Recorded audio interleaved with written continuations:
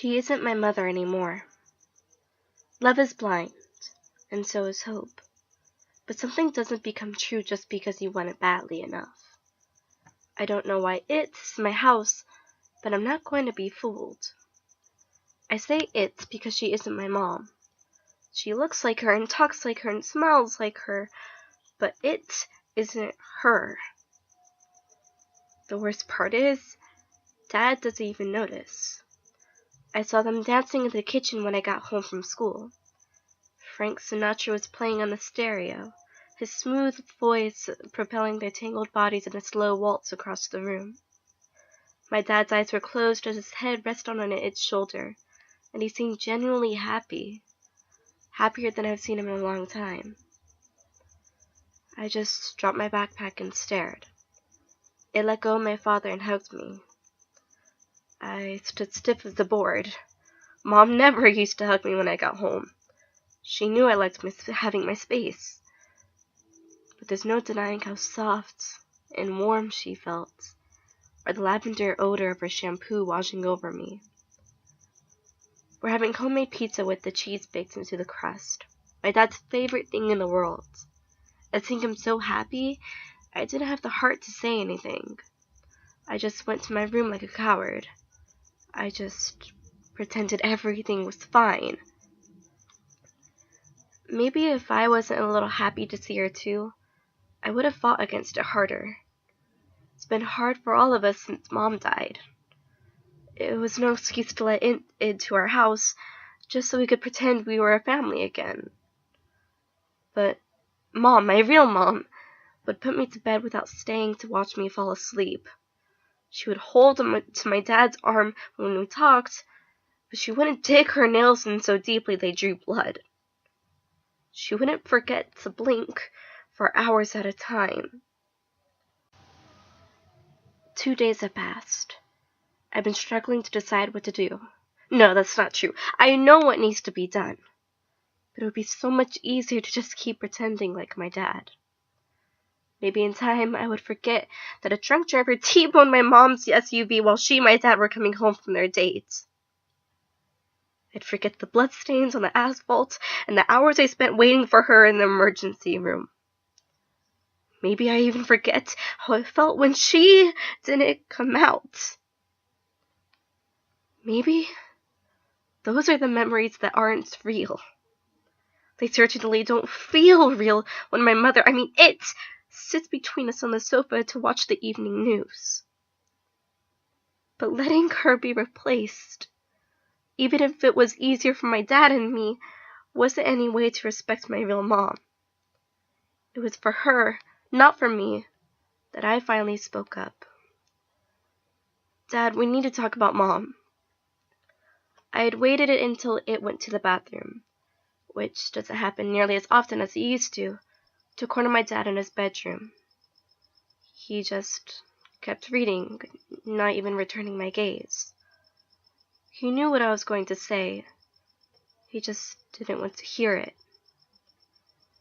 Do you remember what happened last month when she was in that accident? It's getting late. You should go to bed so you'll be ready for school tomorrow, he said. Dad, this is serious. Please tell me that you remember. I heard a flush from the bathroom. There wasn't much time.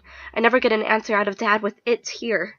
Dad was watching the bathroom door too, like a kid praying for the bell to ring before the teacher collected homework. The shower began to run, and I let out a deep breath I didn't even realize I was holding. Dad sighed too. There's no getting out of this. Yeah, I remember, he said. He stared back into my eyes. I finally had his attention. Do you remember the hospital and what happened after? Yeah, it was a pretty bad crash. We're all so fortunate that nobody was hurt. His eyes were keen and sharp. He couldn't have forgotten. He was just trying to get me to accept it without having to admit it. For my real mom's sake, though, it had to be said. She died, Dad. We went to her funeral. He didn't flinch. Didn't even blink. He just smiled. Don't be ridiculous. She's in the bathroom right now. I ran over to grab him and grabbed him by the shoulders. I shook him, but he didn't fight it.